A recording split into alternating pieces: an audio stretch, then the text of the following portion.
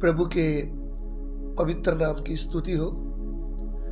एक बार फिर हम प्रभु के कदमों में आए हैं।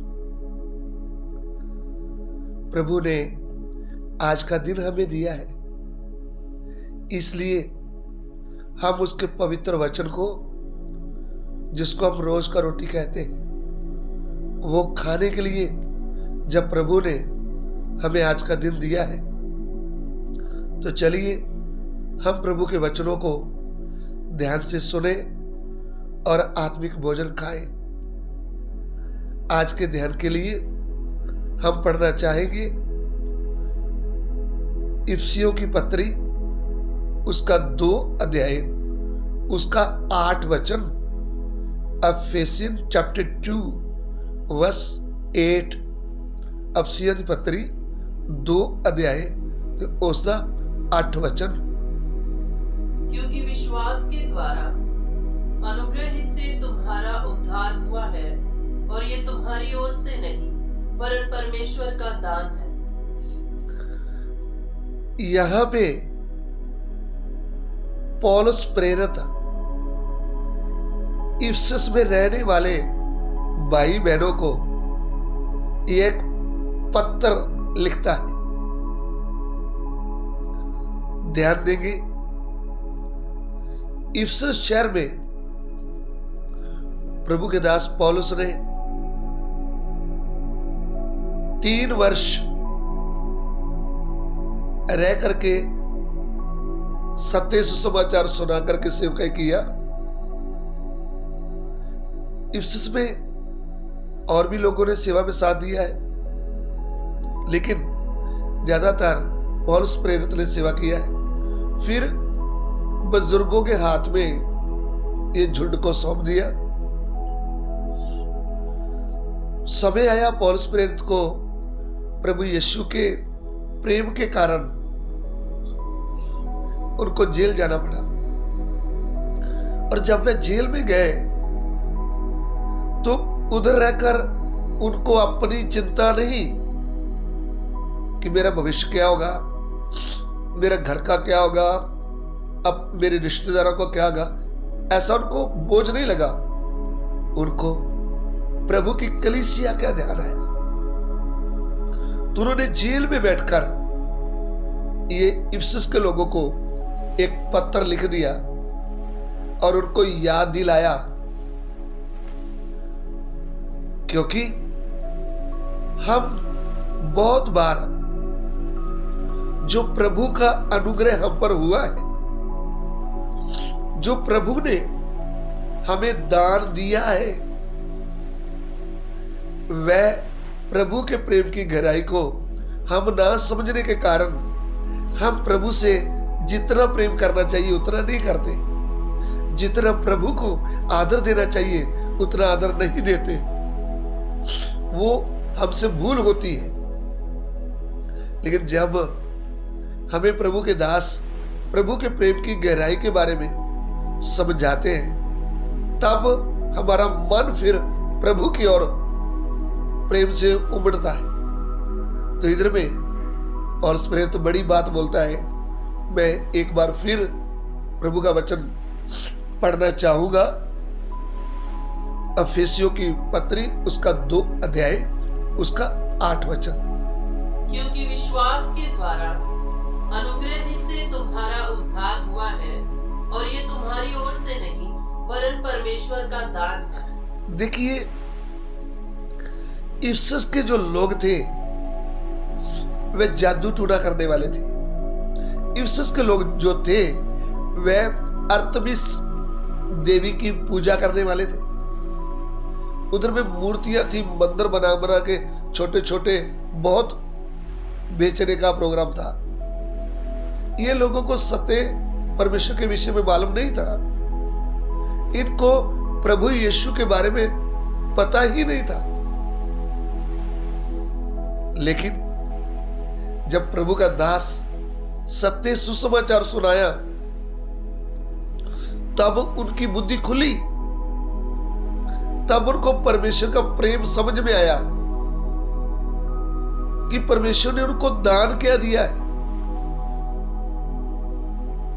वो दान दिया जो ये संसार नहीं दे सकता, वो दान दिया जो हमारा जाति धर्म नहीं दे सकता, वह दान दिया जो हमारा परिवार नहीं दे सकता, वह दान दिया जो हमारी सरकार नहीं दे सकती। वह दान क्या था? प्रभु यीशु मसीह के द्वारा उनका उद्धार हो गया।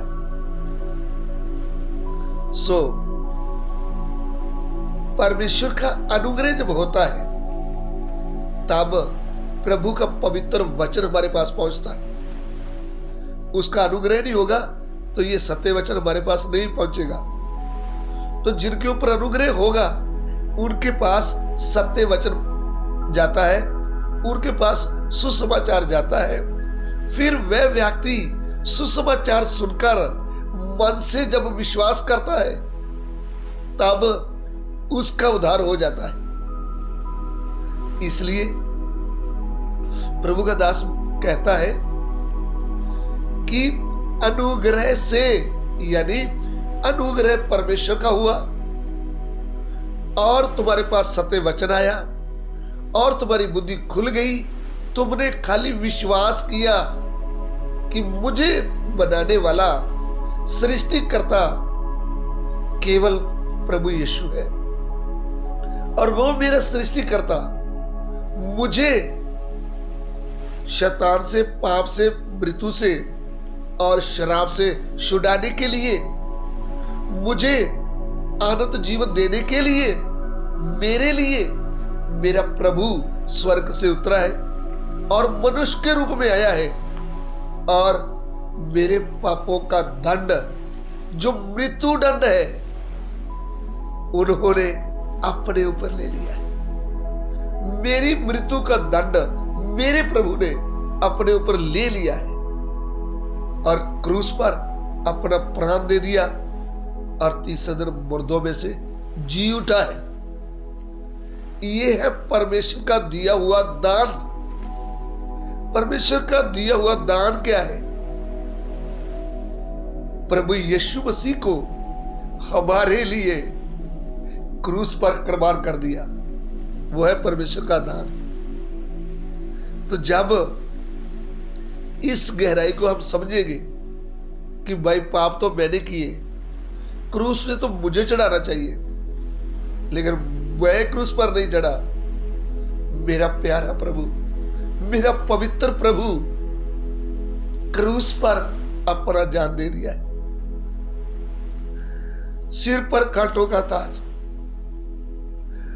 हाथों में कील, पांव में कील, कमर में 48 कोड़ने लगे हैं, क्रूस के ऊपर नंगा लटक रहा है। वो मेरी ओर से नहीं, परमेश्वर का अनुग्रह मुझ पर हुआ है तो मुझे ये सत्य मिला है। तब मैंने सत्य के ऊपर विश्वास किया है। इसलिए प्रभु का दास कहता है कि ये तुम्हारी ओर से नहीं, ये परमेश्वर का दान तुम्हें मिला है। मेरे प्रिय भाइयों बहनों, उस समय इफिसस के लोगों को लिखता है, आज मेरे लिए और आपके लिए लिखता है। हम पापों और अपराधों के कारण मर गए थे, हम कभी जिंदा नहीं हो सकते थे। परमेश्वर का अनुग्रह आपके ऊपर मुझ पर हुआ है।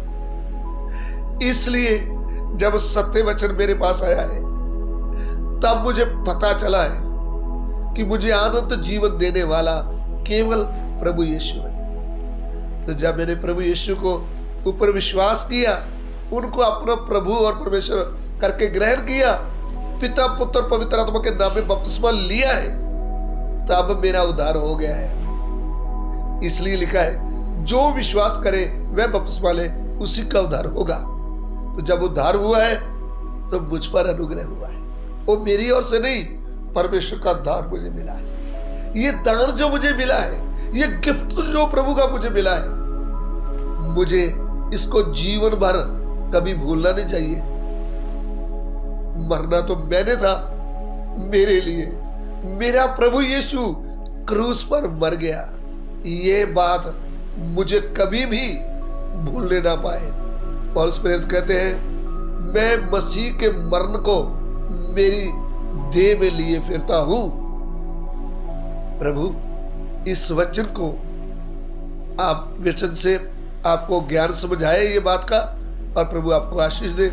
आइए हम प्रार्थना करें। प्रिय प्रभु, हम धन्यवाद करते हैं आपका, आपने ये सत्य वचन हमको दिया है। ये सत्य वचन सुनकर हम तेरे प्यार की गहराई को जानते हुए आगे बढ़े।